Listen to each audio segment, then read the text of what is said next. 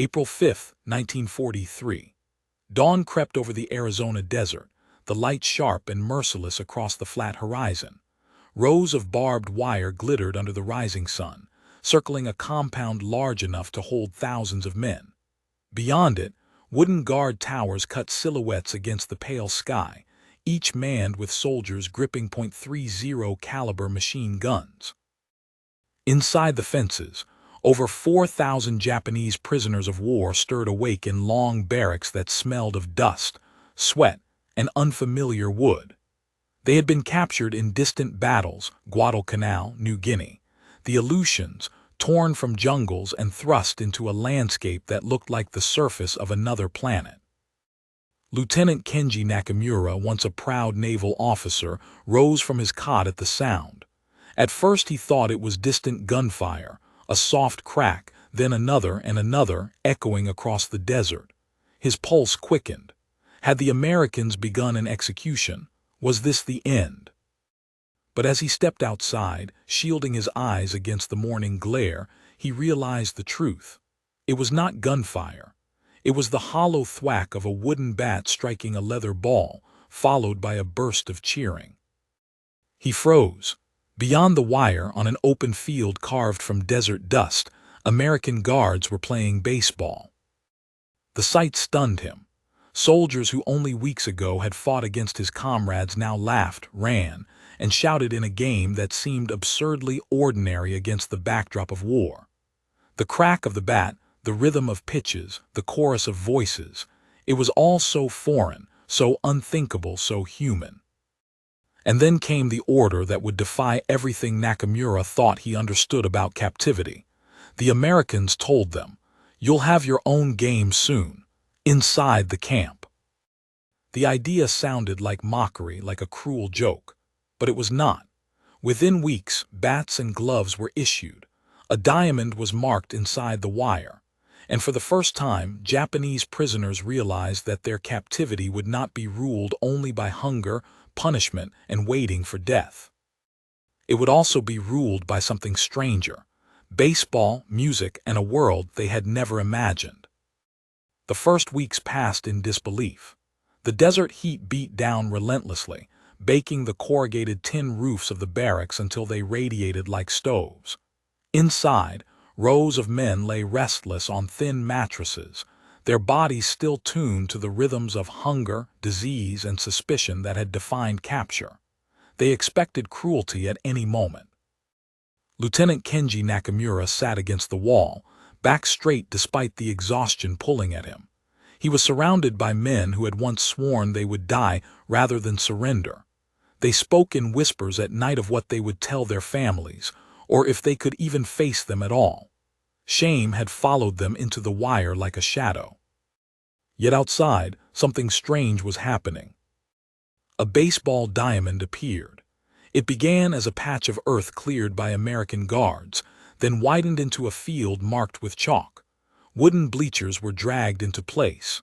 Soon after, bats, balls, and gloves arrived, stacked in neat piles as if the war had paused long enough for a school picnic. Nakamura could not believe it, nor could Sergeant Ito, who had fought to the last bullet in the steaming jungles of New Guinea. Ito squinted at the field one morning and spat into the dust. "It's a trick," he muttered. "They soften us before killing us, don't you see?" But the trick never came. Instead, the guards invited the prisoners to form teams. At first, the Japanese refused. Some sat with arms crossed, eyes burning with suspicion. Baseball was American, alien, a symbol of the enemy's arrogance. Yet curiosity gnawed at them. They watched from the barracks as American soldiers sprinted, cheered, and laughed, the sound of joy echoing against the guard towers. Then one morning an announcement echoed through the compound. A Japanese prisoner fluent in English translated, "There will be a match today, prisoners versus guards. Attendance is required." The camp buzzed like a disturbed hive. When the time came, Nakamura stood at the edge of the diamond with hundreds of others. He had not held a bat since his youth, back when Japanese schools had begun adopting baseball as a modern sport. He gripped the wood and felt its weight, heavy but balanced. Across from him, an American pitcher loosened his arm with casual ease, smiling as though the two had not been enemies on opposite sides of a Pacific battlefield. The first pitch came fast, a white blur against the desert sky. Nakamura swung, the bat slicing air. Laughter rippled through the crowd. His cheeks burned. But then came another pitch, slower, deliberate. He swung again, and this time the crack echoed across the field. The ball soared, dust rising beneath his sprinting boots as the prisoners roared. That sound, his own comrades cheering, not in war but in sport, struck him harder than the bat ever could. For a moment, the shame of surrender loosened its grip. From that day, the games became routine. Teams formed, rivalries bloomed, and scores were scrawled on makeshift boards. The prisoners threw themselves into the matches with the same intensity they had once given to combat. It was a distraction, a defiance of despair. And the Americans encouraged it. Bats and gloves were repaired when they broke. Fresh balls appeared when the old ones tore open. Some guards even taught techniques, showing how to curve a pitch or adjust a stance. It was as if the war outside the fences had paused long enough for humanity to breathe inside. But baseball was not the only surprise. One evening, as the sun bled into the desert horizon, a sound drifted from the camp's recreation hall. At first, the prisoners mistook it for machinery, a low hum, a vibration in the air. Then it swelled into melody. Accordion, fiddle, harmonica, voices rising in English songs. Music. Nakamura sat rigid on his cot, listening. The notes were foreign, the lyrics incomprehensible, but the feeling was undeniable. His men, hardened soldiers, listened too. Some scoffed, muttering that it was propaganda. Others turned their faces away, afraid of being moved. Yet for many, the sound cracked something open. It had been years since they had heard music without war drums or military chants. Here it was not about orders, not about marching to death. It was about something else entirely: joy, release, the ordinary rhythm of life. Weeks turned into months, baseball by day, music by night. Nakamura noticed how the atmosphere of the camp shifted. The guards no longer seemed like faceless enemies. Some spoke broken Japanese, trading words and gestures with the prisoners. Some even played alongside them in games, sharing sweat and dust. But not all prisoners welcomed the change. Sergeant Ito remained furious. He gathered men in secret, whispering that the Americans sought to poison their spirits. "Remember who you are," he hissed. "You are warriors. This baseball, this music, it is a disease. Resist it."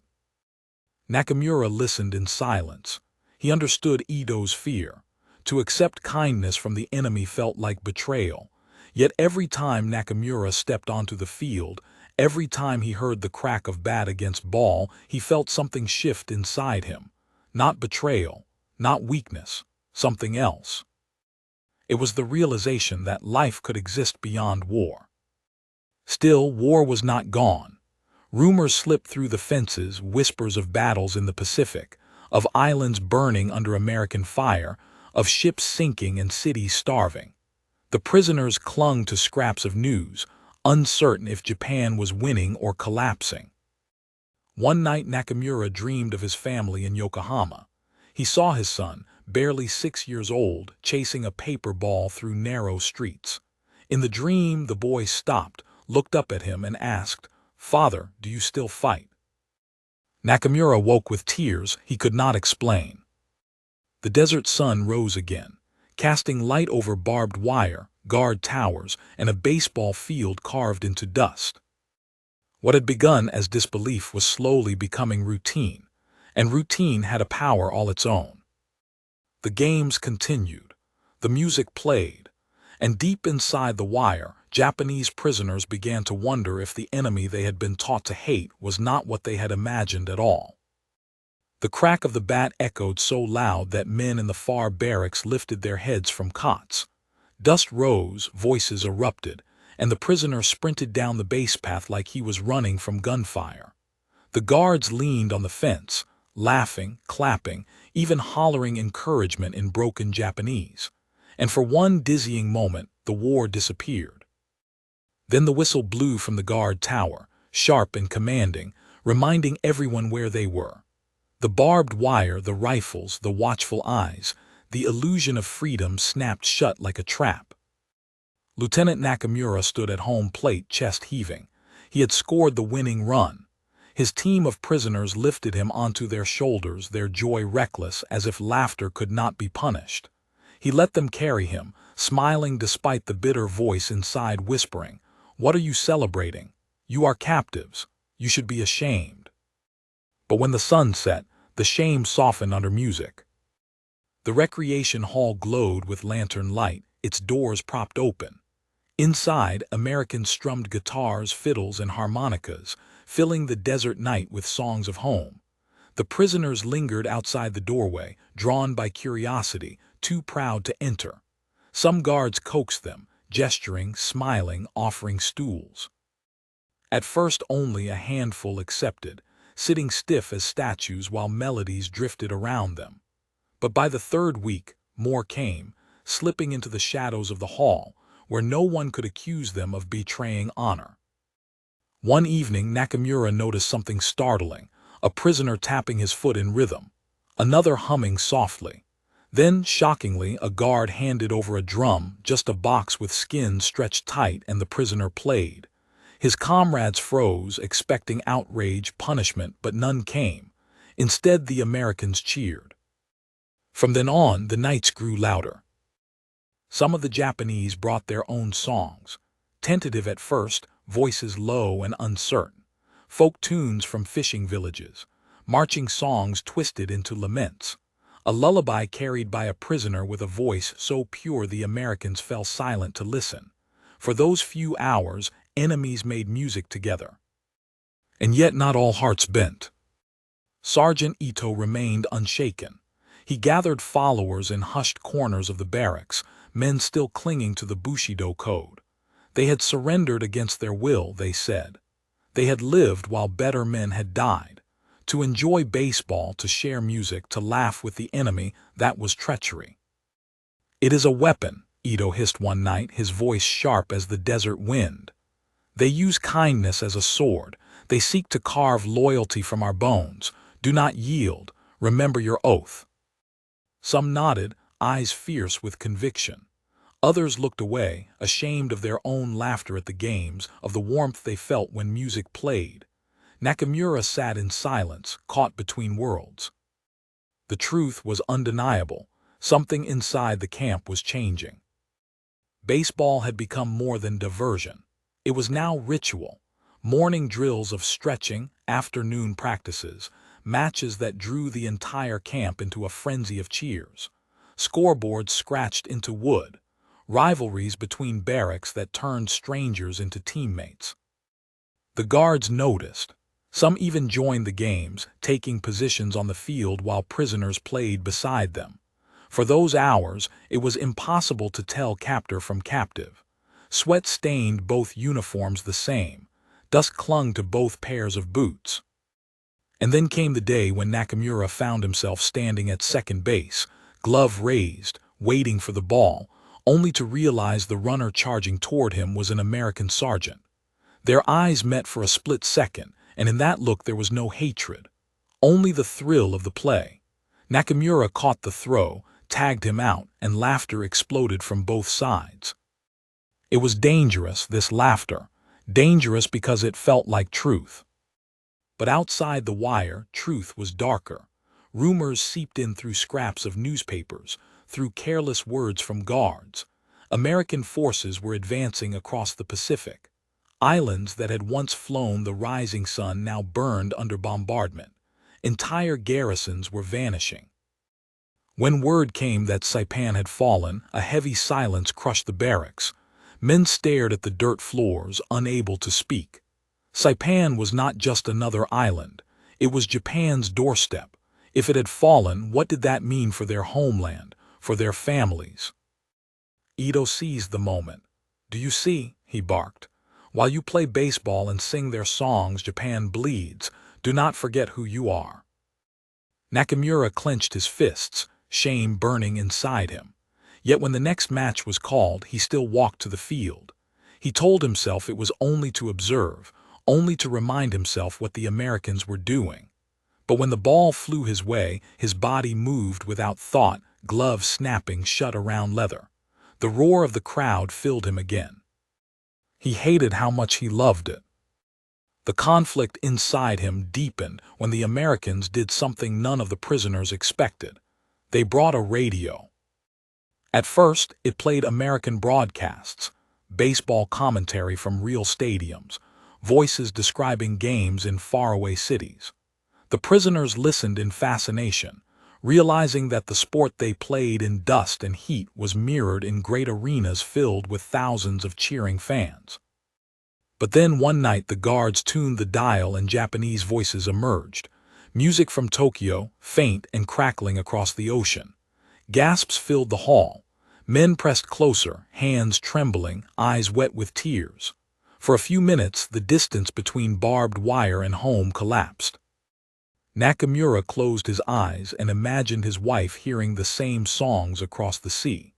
For the first time since capture, he allowed himself to hope she was alive. Yet hope came with fear, because if the war was truly turning against Japan, what awaited their families? The camp felt divided in two, those who hardened themselves against kindness, clinging to bitterness, and those who allowed small joys to seep in despite the guilt it brought.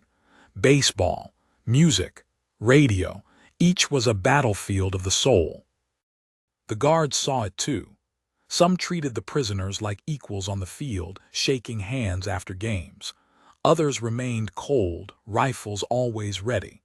The duality left the Japanese unsettled. Were they respected or merely entertained? One scorching afternoon, a fight broke out. It began with a close play at third base. A prisoner slid hard into the bag, knocking an American off his feet. Dust flew, tempers flared, and in seconds fists were raised. Guards rushed in, rifles swinging, voices barking. For a heartbeat, it seemed the fragile peace would shatter. Then, to everyone's shock, the American sergeant on the ground climbed to his feet, dusted himself off, and extended a hand to the prisoner who had knocked him over. The two men stared at each other, then clasped hands. The tension snapped, replaced by cheers. It was a moment Nakamura would never forget. Yet for every handshaking gesture, there was a whisper of collapse. Every radio broadcast carried more grim news. Every rumor of firebombed cities, of hunger, of defeat, deepened the ache in their chests. And in that ache, questions began to grow. Was loyalty measured by hate? Could honor survive surrender? Or was honor now found in endurance, in finding humanity where none was expected? The games continued. The music grew louder. The radio hummed at night. And within the wire, prisoners who once saw themselves as broken men began to discover something far stranger. They were still alive. But survival came with a cost, and the cost would only grow as the war outside the fences reached its climax. The desert heat pressed down heavy, thick enough to suffocate, but the game still went on. The ball shot off the bat, skipping across sand, and Nakamura dove, glove outstretched, his chest slamming into dust. He rose, triumphant, ball in hand, the shouts of prisoners and guards alike filling the air. For one fleeting second he felt weightless, no wire, no rifles, no war. Then the guard tower bell rang, 3 long, solemn strikes. The game froze, the camp froze, something was wrong. By nightfall, whispers spread. A guard had left behind a newspaper. Prisoners who could decipher English pieced together the meaning. Tokyo had been bombed not once but many times. The B-29s, the super fortresses, had rained fire on the city. Entire districts burned. Thousands dead. The barracks fell into silence broken only by shallow breaths. Some men wept openly, others bit their lips until blood ran. Nakamura sat still, unable to move, hearing only his wife's laugh in his memory and wondering if fire had already swallowed it. Baseball lost its power that week. Gloves sat unused. Bats leaned against the fence untouched. Even the Americans did not push. They walked the perimeter in silence, sensing the mood inside the wire had shifted into mourning. Sergeant Ito seized the silence. He gathered men beneath the rafters of Barrack 17, his voice low but urgent. You see what they have done. While you waste yourselves in play, your homeland burns, your families die. Do you still believe in their kindness, in their games? His eyes swept the crowd, finding men whose guilt was carved deep into their faces. Nakamura felt the sting of Ito's words, but another sting too, the memory of laughter, of rhythm, of a hand extended on the baseball field. Was that kindness an illusion? Or was it real, even if war demanded they deny it? The fracture inside the camp widened. Some swore never to play again. Others clung tighter to the games, to the music, desperate for escape from the grief. The radio broadcasts fueled the fire. One night the Americans tuned the dial, and a Japanese station slipped through the static. The voice on air spoke not of victory, but of sacrifice, of civilians standing as shields, of war turning desperate. Prisoners strained to hear, hearts pounding. Some cheered at the mention of resistance. Others felt their stomachs turn to stone at the quiet acknowledgement that Japan was losing. When the song followed, a familiar ballad from Tokyo, men broke. Tears carved lines through dust-streaked faces. Some buried their heads in their hands. A few covered their ears, unwilling to hear their homeland reduced to fragments of sound through enemy speakers. In those weeks, baseball became a battlefield of loyalty. One game ended in fists. A young prisoner, still raw with grief over the bombings, swung his bat not at the ball but at an American infielder. Guards rushed in. Shouts filled the air. And yet, instead of execution or punishment, the Americans stunned everyone. They pulled the men apart, restored order, and insisted the game continue. The prisoner spat on the dirt, refusing. But when another stepped forward to take his place, when the ball flew and the crowd cheered again, something inside Nakamura broke. He realized the game itself had become defiance, not against Japan, but against despair. To stop playing was to let grief consume them whole. So he played. And with each inning, a strange transformation occurred. Men who had sworn never to betray honor picked up gloves. Voices that once sang only laments began to hum along with American guitars again.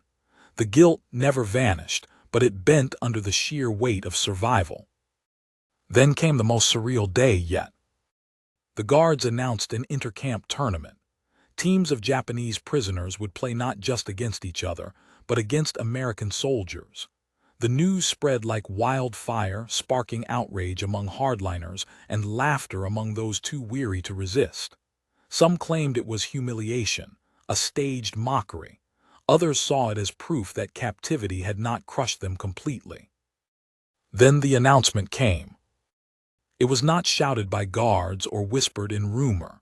It came from the radio, crackling through static one evening when the prisoners gathered in the recreation hall. The American sergeant tuned the dial, his jaw tight, his face pale.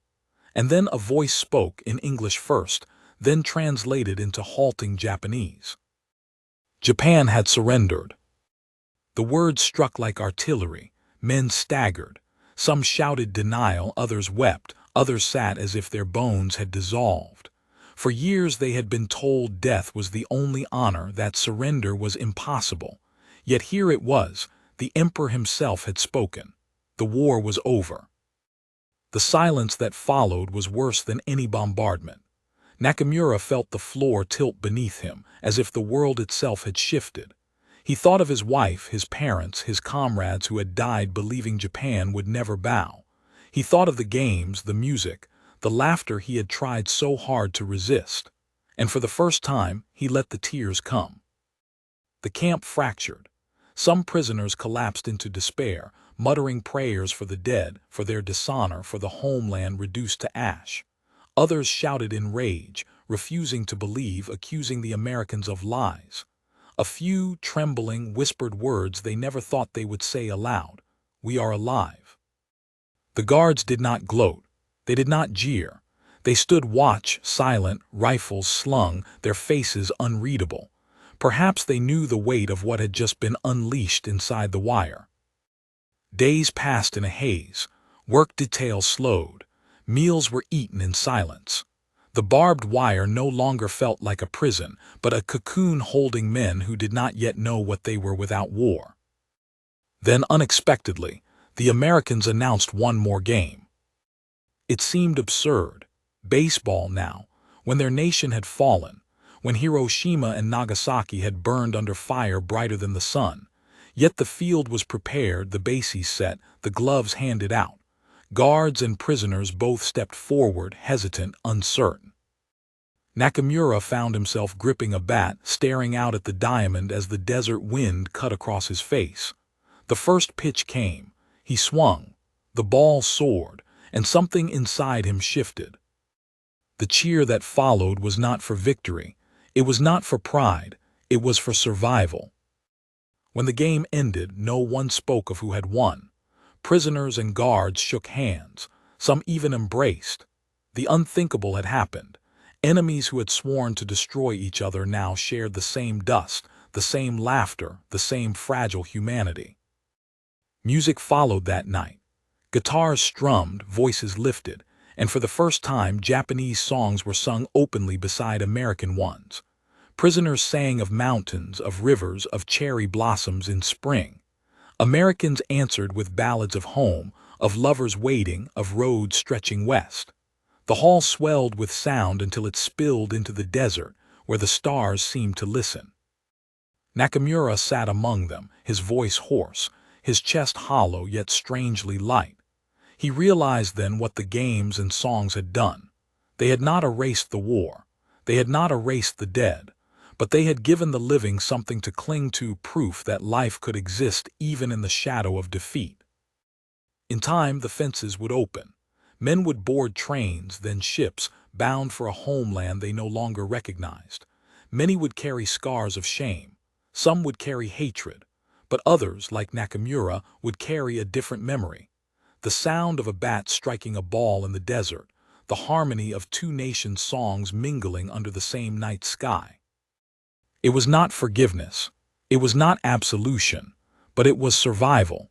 And for men who had once expected only death, survival itself was the strangest, most unbelievable gift captivity had offered. The announcement of surrender did not end with silence. It began with it. Hours after the radio broadcast, the barracks were still gripped in a stillness so deep it felt as though time had stopped. Men lay on their bunks, eyes wide open, staring at the wooden beams above as if they could see through them to the skies over Japan. Others sat hunched, hands over their faces, unmoving like statues carved from grief. The air inside the camp seemed thicker, harder to breathe, as though the desert itself had closed in on them. Nakamura sat on the edge of his cot, his hands trembling not from fear but from the weight of the impossible. The emperor had spoken. Japan had surrendered. The words still echoed inside his skull, looping endlessly, refusing to settle. For so long, surrender had been unimaginable. They had been told it was worse than death. And yet here they were, alive, and their homeland had bent.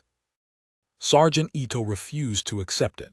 He stormed through the barracks, shouting that it was propaganda, that the Americans had forged the voice, that Japan would never yield. Some rallied to him, nodding furiously, clinging to his fire because it was easier than facing despair. But others looked away, their eyes hollow, their faith fractured. The guards kept their distance. They doubled patrols, rifles always within reach, but they did not taunt, did not speak of victory. Perhaps they knew the prisoners were more dangerous now, raw with humiliation, unpredictable in their despair. For days the camp moved like sleepwalkers. The game ceased. The music stopped. Even meals were eaten in silence, bowls clutched by hands that no longer felt strong enough to lift them. The barbed wire seemed higher, the sun hotter, the desert emptier. Then, unexpectedly, the Americans broke the silence. One morning, a guard captain strode to the center of the yard and called for the prisoners to assemble. His words were translated. The war was indeed over. Japan had formally surrendered, and soon they would be sent home. Murmurs rippled through the crowd, disbelief mixing with a fragile spark of hope. Home. A word that had become almost myth in their minds. The captain paused, then added something that stunned them all. There would be one more baseball game. The announcement struck the camp like lightning. Some jeered, furious at the insult. Others laughed bitterly. A few whispered that it was madness. How could they play now when everything was ash and ruin? But slowly, uneasily, the idea took hold. Not because they hungered for joy, but because they needed to feel alive. On the day of the game, the field shimmered under the desert sun. The bases were marked, the gloves handed out, the crowd gathered along the fence. Americans filled one side, Japanese prisoners the other. For the first time, they stood facing each other not as captor and captive, but as two groups of men who had endured the unimaginable. The first pitch sailed, and the crack of the bat shattered the silence that had gripped the camp for days. Cheers erupted, hesitant at first, then louder, spilling out like water breaking through a dam. Nakamura swung, connected, and the ball soared high into the desert sky. He ran, legs pumping, dust flying, heart pounding, and for those seconds he forgot everything but the rhythm of his own breath and the roar of voices around him. The game stretched on, inning after inning, the tension of war slowly loosening with each play.